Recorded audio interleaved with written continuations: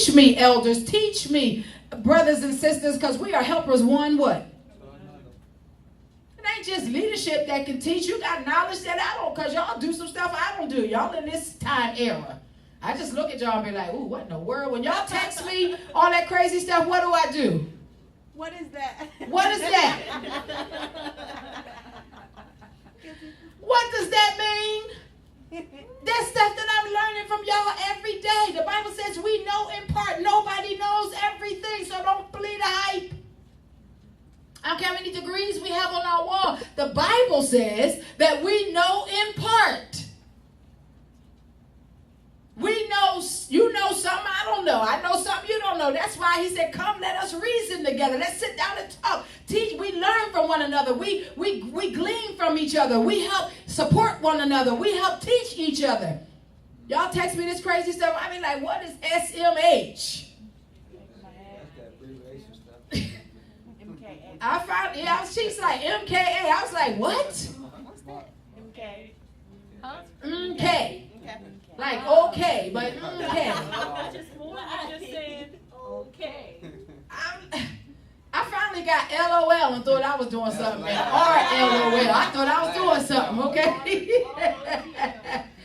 TTYL.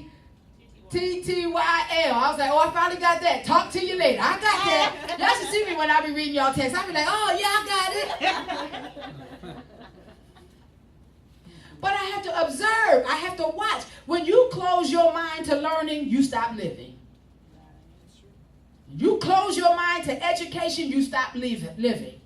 When you close your mind and you don't observe and you're not mindful and watchful of what's going on around here, then you cease to exist. And so when you sleep on God, guess what? You miss his movement. When you sleep on God, you miss the flow.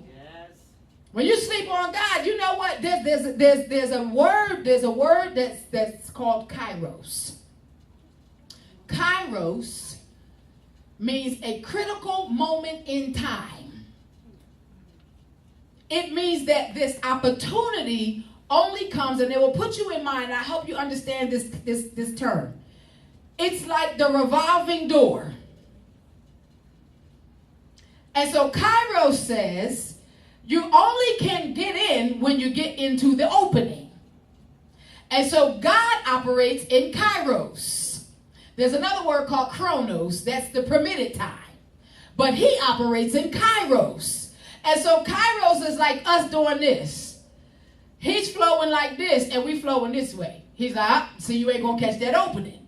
You ain't going to catch that. You ever jump double dutch? You stand there and do this. Why you doing this? You're trying to get the timing.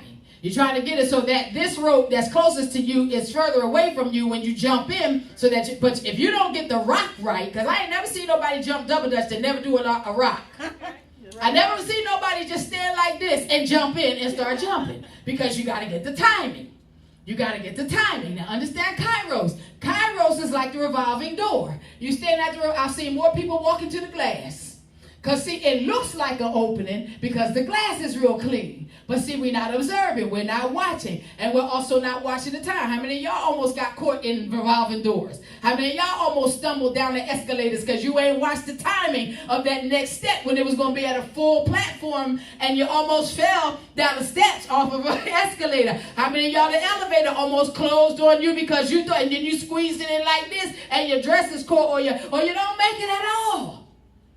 So kairos says that we are in God's movement. We're in God's timing. We're in God's flow. And that's why I'm teaching us as a church to be a kairos church, because when God says, all I want you to do is worship, don't you dare go over there to praise, and don't you stop the worship, and you got to go to preaching, because if he said don't preach and just worship me today, then you got to get in his flow, because he wants to move in worship. When he says just praise me, then that means don't go to worship, because there's a difference, as we learned in here, there's a difference in worship and praise. Because sometimes God says praise me. He wants that high sounding cymbal. He wants everything that has breath in the house praising him, because he says I'm going to move in praise today. Sometimes he said I want you to just sing unto me in tongues, because I'm going to move in that fashion today. When you're in the flow and the kairos of God, but you got to watch.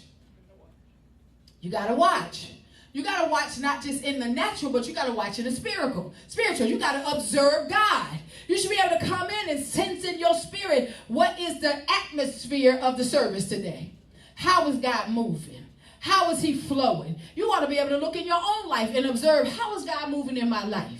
You ever went through a period where all you do is like all of a sudden every day is like, I just want to read the word. I want to read the word. That's your Kairos moment. God has said, I want you in the word right now. How many ever said, oh, I just kept singing and singing. I couldn't stop singing. I sung going to sleep. I woke up singing all day. That's your Kairos. That's what God is like. I'm trying to meet you in your singing. How many of y'all say, you know what? I just started crying and weeping and I couldn't stop crying. God got you like a weeping prophet, like Jeremiah, because that's the season that God has you in.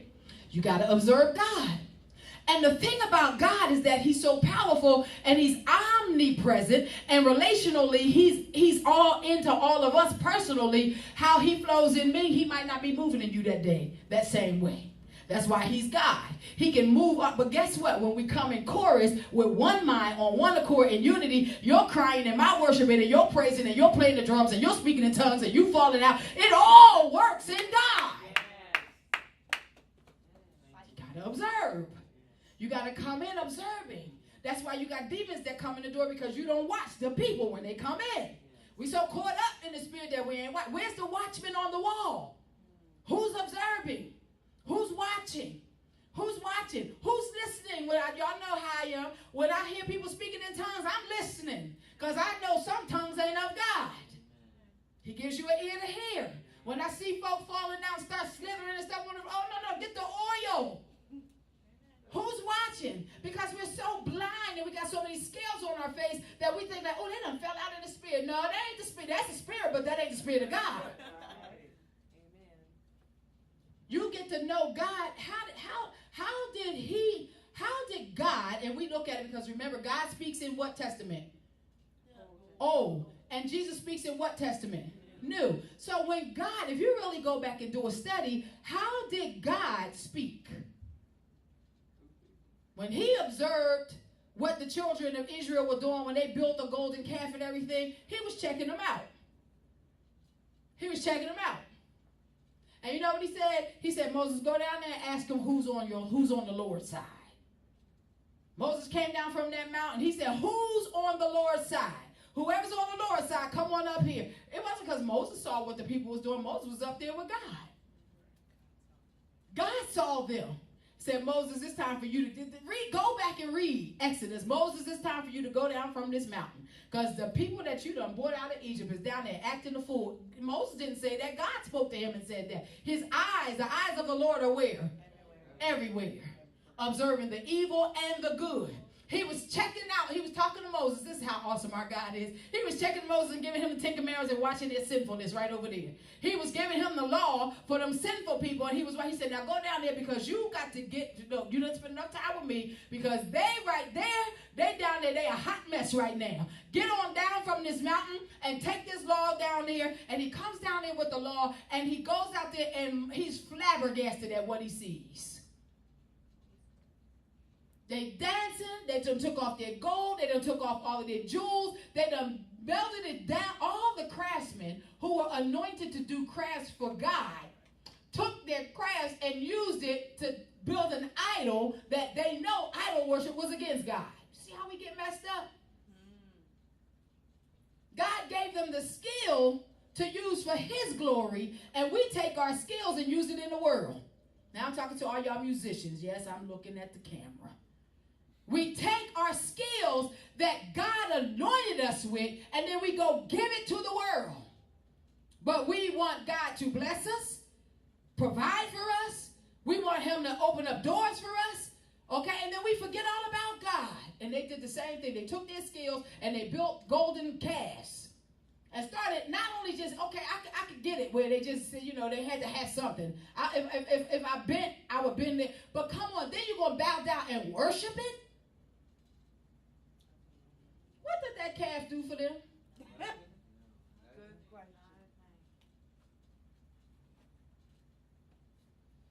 So God was observing. And he tells us to observe. You know what he says? He says, observe the time. He says, open up your eyes and see what time it is. He says watch as well as pray. He don't just say pray.